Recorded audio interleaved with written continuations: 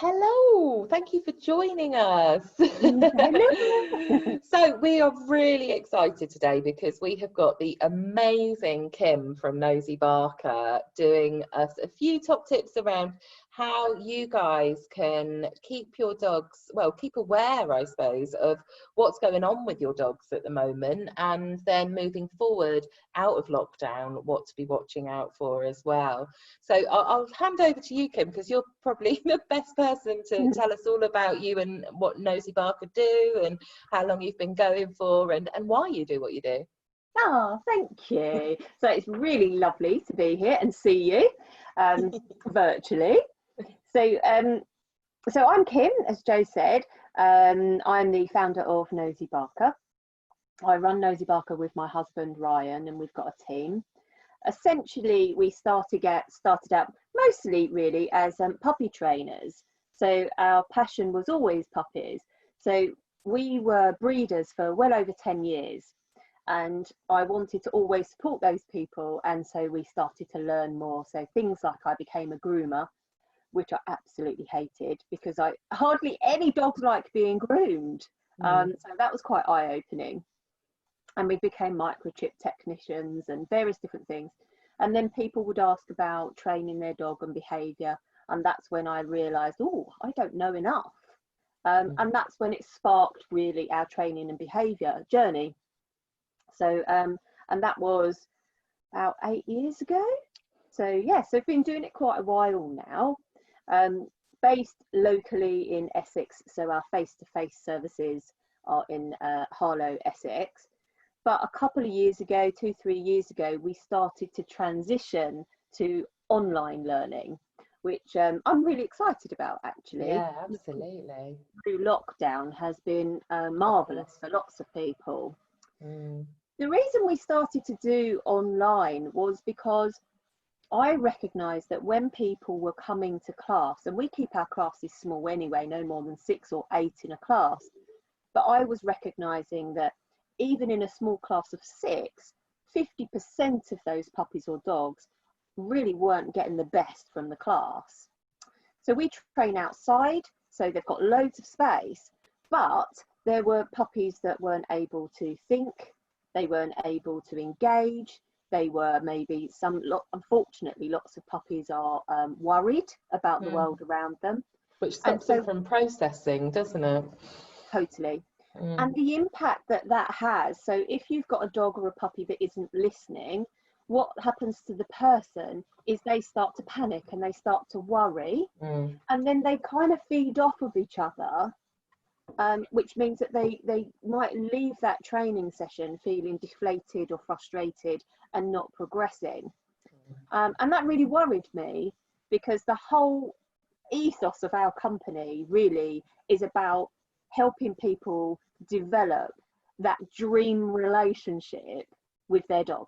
Yeah, absolutely. So the question I ask the most to everybody is, why did you get a dog in the first place?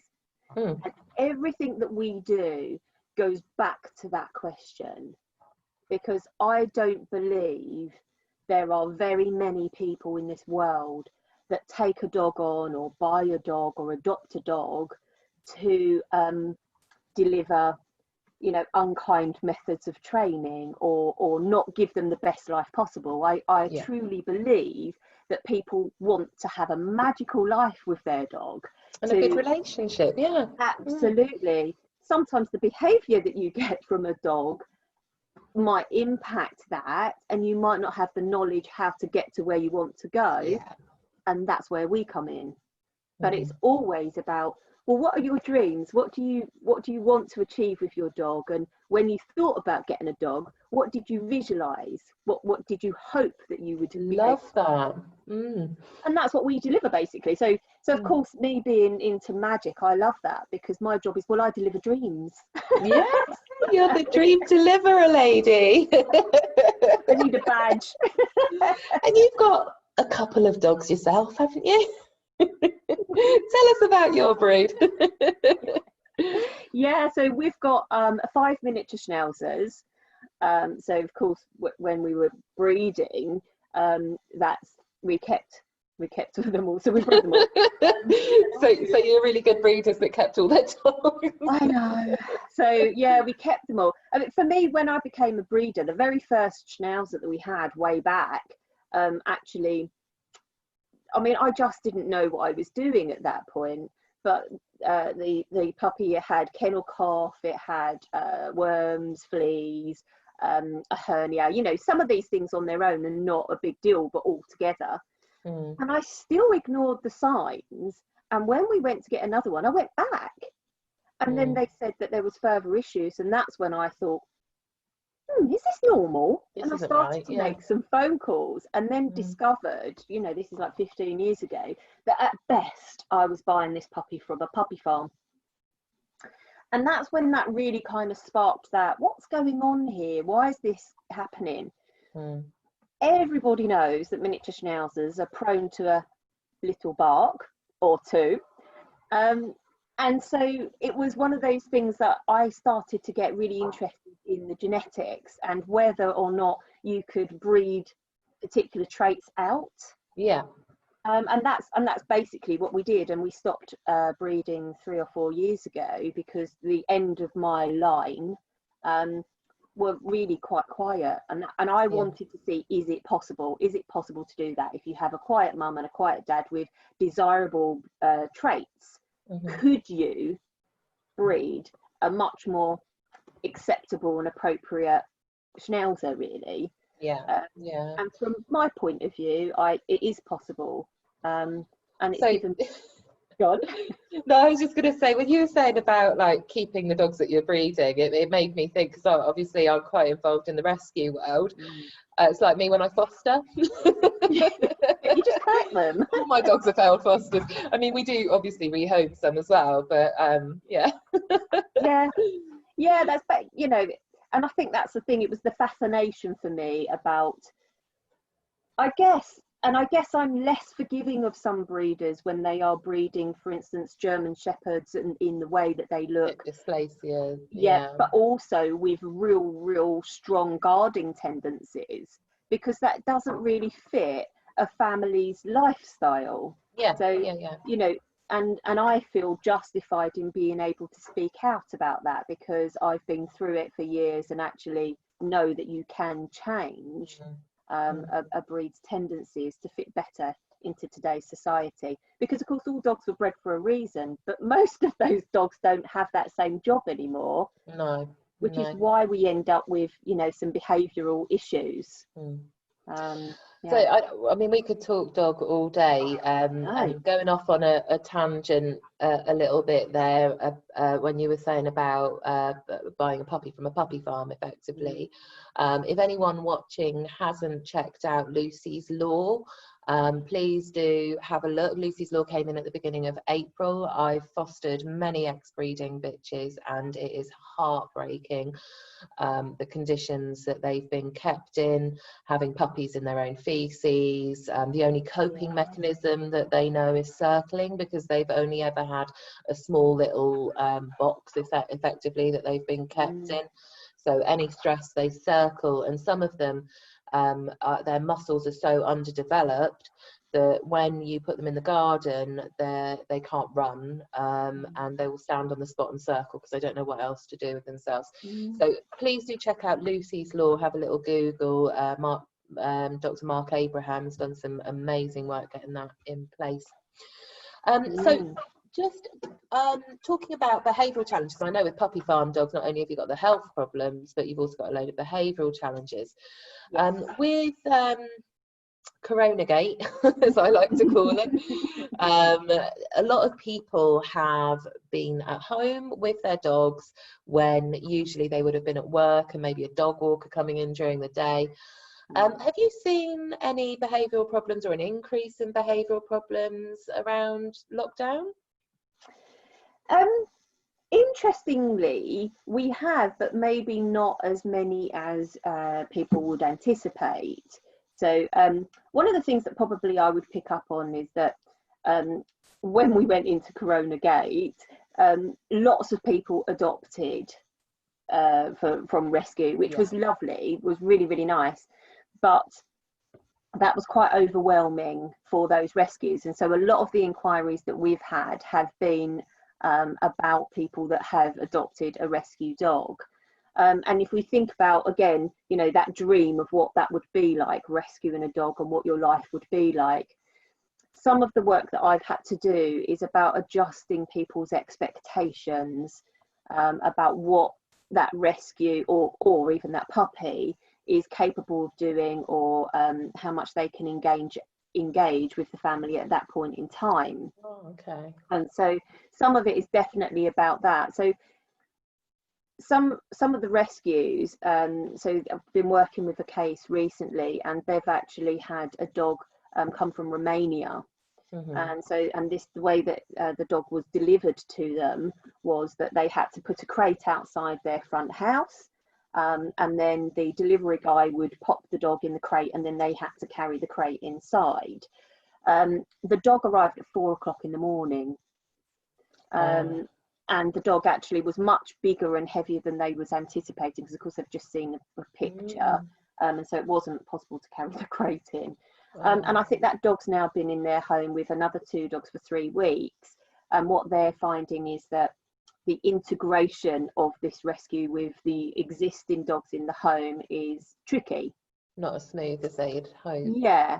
And so a lot of that is about managing the expectations in terms of how long could we expect that we would even start to see quite natural behaviour from that rescue dog. So there's some information that kind of says that it takes 3 days to start to settle down, and through to about 3 months before the dog feels a bit safer in their home.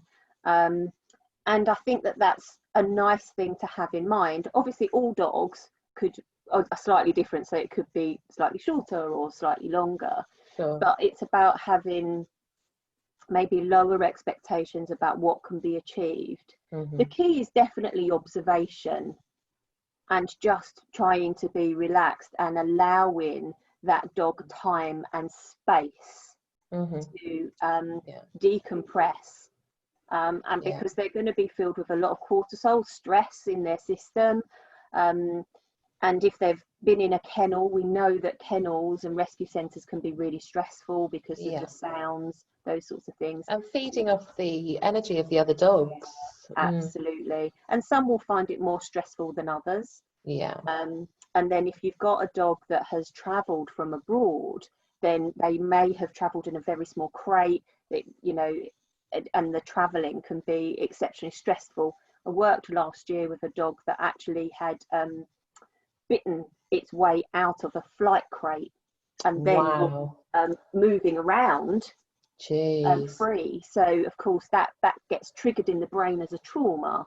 So for anybody that has rescued, I'm probably frightening everybody now, but for anybody that has rescued a dog, the biggest thing I would say is to take it slow.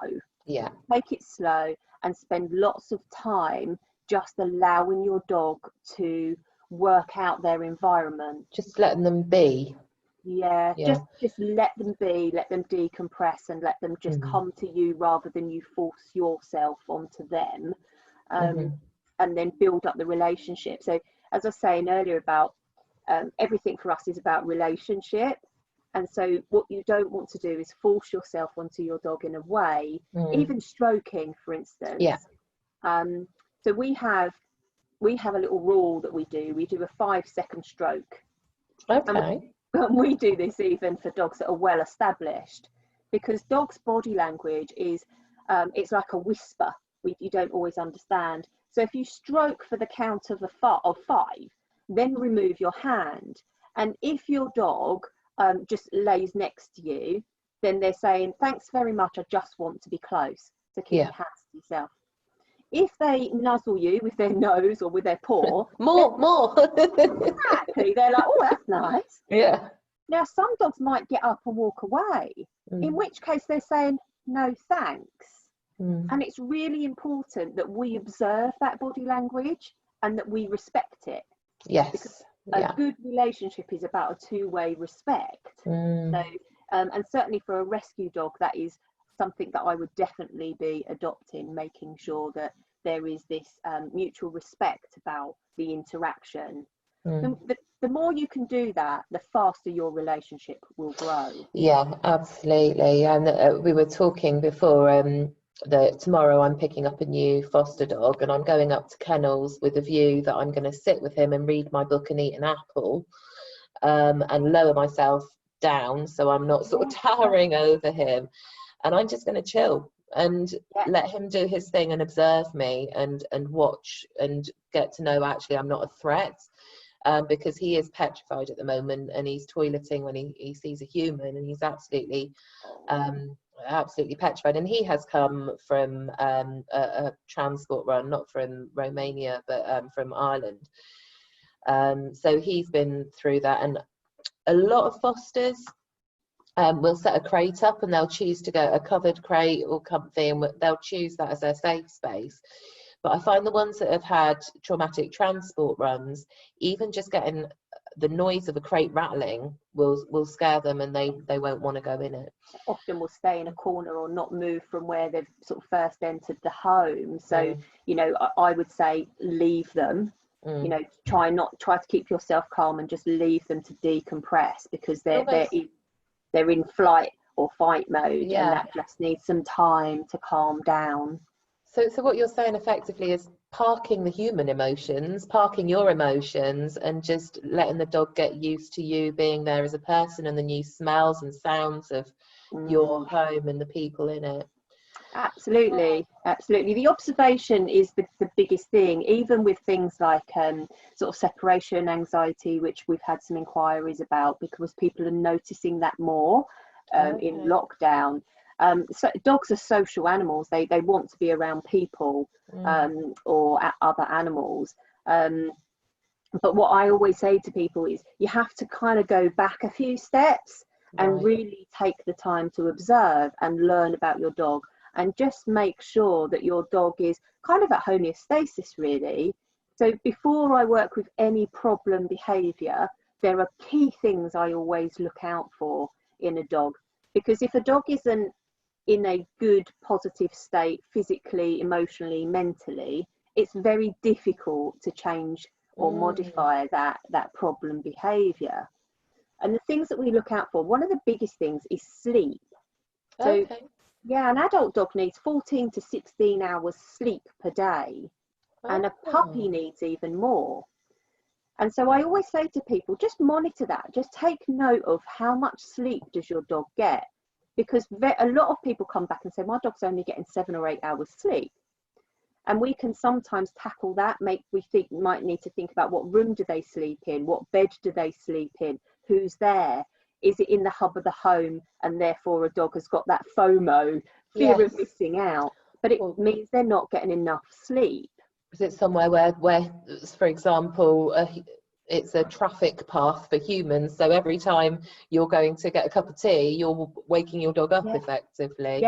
Or you've got I'm scribbling notes while you're talking. I feel geeky here. But that when you said that made me think 14 to 16 hours sleep. If you're a rescue dog in kennels, you're not getting anywhere near that. No, absolutely. Really which is why it's about slow it down, because when we work on this, sometimes we don't have to work on the behavioural challenge, because you're laying the foundations there, everything else out. So a puppy, the younger they are, need, you know, sort of between 16 and 20 hours sleep. But when they go into a new home, particularly if there's young children, of course everyone's excited, and that's when you end up with a puppy with extra biting behaviour, jumping up, crying, whining, all of those sorts of things. And if we think about us as humans, if we don't get enough sleep, well, I know I am probably an absolute nightmare, but you can't think, you can't reason, and you can't learn new things. So sleep is a real big one. We also look at social interaction. So are they able to interact with other animals, and how much social interaction do they have with you? And if you're going out and they're being left a long time, then of course that can cause issues as well. We also look at diet, and I won't go into a lot of detail here because it's an absolute minefield, but we always say to people, try to feed the best food that you can afford. and really look at the ingredients, because there isn't laws around dog food, and a lot of the big companies have got a bigger marketing budget. Yeah. And so, you know, feed the best food that you can, but you can always supplement the food with fruits and vegetables that will help. There's lots of evidence coming out now about gut health and the impact of that on dog behaviour. Wow. And there's some trainers will say that dogs need to be chewing for up to 4 hours a day. So, you know, having the opportunity to practice normal dog behaviour, even things like digging. If your dog is a digger, we provide a sandpit rather than... We're literally just putting one in, because we've got a few holes in the garden, so we thought, right, we'll channel that. Yeah, absolutely. The other big thing is it's about health. And again, you're only really going to see that through observation. If your dog develops a sudden change in behaviour, very often it's related to health. So I've worked with lots of cases where there's been a sudden change in behaviour and we've not been able to identify, even working with the vet, that there's a health condition, but a year down the line it comes out. So again, observing your dog. Are they walking slightly strange? Do they have a slight limp? Is the gait slightly off? Or are you noticing things like itchy skin or scratching? Because again, if we think about ourselves, when we're not feeling 100% well, it affects our behaviour and our emotional well-being. Absolutely. So all of these things are kind of like our first step that we look at. Are all of these things in order? Are we doing the best job we possibly can? Once we've got all of those things in place, then we can look at, okay, what training do we need to do, or what modification do we need to do? But it is always relationship first. Then we look at management. So if there's an unwanted behaviour, how do we prevent it from even happening so that our dog doesn't practice it? Then we look at the training and the modification. So, okay, how can we help them develop new skills or a new behaviour? I just want to download your brain, Kim. Oh, this is fascinating. So if, for example, now lockdown is looking at gradually sort of scaling down and people returning to social distancing, normal life, whatever that will look like. And they start to experience problems with their dog's behaviour now that they're going out of the house more. How would people get in touch with you to discuss how you can help them with that? Yeah, so we'd love to speak to anybody, actually. There's a few options. I should have asked whether you wanted to speak to people first before I should. No, I mean, as long as I've got a dog, we always make it sure. Do you need any dog advice? Not children advice. No. Look, I was social worker. I did social care, so no, I've left that away. I've left that now. So we've got a few options. We've got a free training community group, and that's called Nosey Barker Training Community, and you can join that. And we have a program called Wonder Walks, which is a free program, and you can access that. If you're local to obviously Essex and Harlow, then you could see us face to face, but you mainly will see us now online. So we have an online puppy school, which is really comprehensive. There's over 60 videos. You can have a dedicated puppy group. You have like 24/7 access to a trainer. So when you've got a problem then and there, you can ask the question. Oh, fantastic. Yeah. That's what every new puppy owner needs, isn't it? That hotline of help. Yeah, I don't know feedback. The feedback that we've had is unbelievable. People are just, really progressing and just getting the support that they need, because you forget how hard puppies are. And the other thing that we've got that's open at the moment, which only opens a few times a year, so it's only for a few days left now, finishes on Monday, is that we have an online subscription group, which is called The Fellowship. And it's a small community, because our free group has got nearly 3,000 people in it. Oh, wow. Okay. Yeah, so we have The Fellowship, which is for people that pay a monthly subscription, so it's much smaller.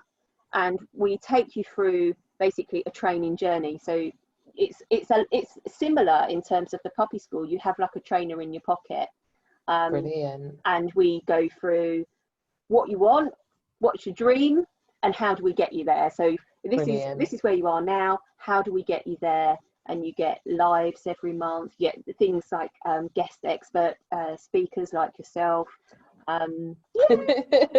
activities. But the biggest thing is it's all ethical, it's all fun based, and it's about bettering your relationship to enrich your life, but also enrich your dog's life. So that's awesome. So how do people contact you? Facebook is always a really good one. So you're on there as Nosey Barker. Yeah, we've got our Love the name. Nosey Barker. Well, schnauzers. Oh, I forgot to mention, we've got a puppy called Diggory, toy poodle. Oh, Diggory. Gorgeous. Yeah. Well, Harry Potter theme, isn't it? So you can also get in touch with us through our website, which is www.nosey, which is NOSEY -barker.co.uk. Fill in the contact us form and one of the team would get back. Awesome. And the fellowship closes on Monday the 8th for this round, Monday the 8th of June. So just a couple of days to sign up for that. There's just a few days. So at the moment we've got a special offer. If you join now, it's £35 a month, which is only £8.95 a week. Brilliant. Oh, that's amazing value for money. Yeah, and you're grandfathered in. So if you join at that cost, when we open maybe later in the year or next year, your price will never go up. Doesn't go up. Oh, no. Brilliant. And the bonus is that they're going to get Wonder Walks 2 for free. So oh, cool. Yeah, nice. Yeah. Oh, well, I really, really appreciate you sparing the time today. I know that we've both sort of struggled to find a time in the diary because we've both been rushed off our feet. So I really, really appreciate you giving up your time to share those tips with us. It's lovely to catch up with you and talk to your people as well. So too long. I know. We saw each other at Crofts when the world was just going mad, and then it went mad, and it's just been an uphill struggle to find a space in the diary. Yeah. And who knows if Crofts will even go ahead next year? Who knows? Oh, it's all crazy. Yeah. Well, I look forward to seeing you virtually soon and hopefully physically soon as well. Yeah, brilliant. Thanks ever so much for inviting me. Take care. Bye.